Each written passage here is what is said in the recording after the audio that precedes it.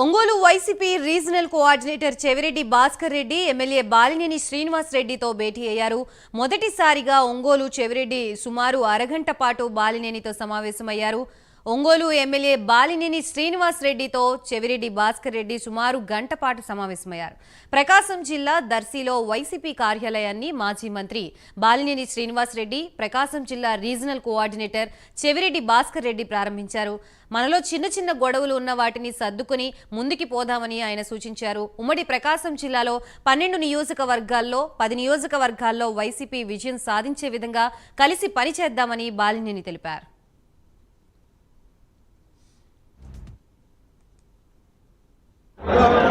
ఈరోజు దర్శి నియోజకవర్గంలో వైఎస్ఆర్ కాంగ్రెస్ పార్టీ అభ్యర్థిగా జగన్మోహన్ రెడ్డి గారు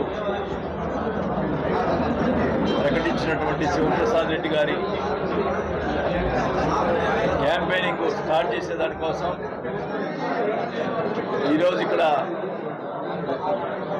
దర్శిలో పార్టీ ఆఫీసు ప్రారంభించడం జరిగింది. ఈ కార్యక్రమానికి వచ్చినటువంటి రీజనల్ కోఆర్డినేటర్ చెవిరెడ్డి భాస్కర్ రెడ్డి గారికి,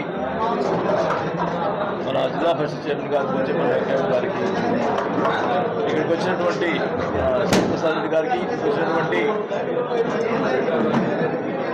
వైఎస్ఆర్ అభిమానులకు, వైఎస్ఆర్ పార్టీ నాయకులకు, మండల ఎంపీపీలకి, జెడ్పీటీసీలకి, నాయకులకి అందరూ కూడా ముందుగా నమస్కారాలు తెలియజేసుకుంటూ, ముఖ్యంగా మీ అందరికీ తెలుసు దర్శి నియోజకవర్గంలో సంబంధించి గతంలో పూజ్యపల్లి సుబ్బారెడ్డి గారు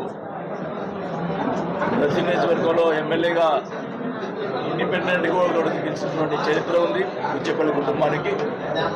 అలాగే 2009లో శివప్రసాద్ రెడ్డి గారు ఎమ్మెల్యేగా మళ్ళీ కూడా ఎన్నికవడం జరిగింది.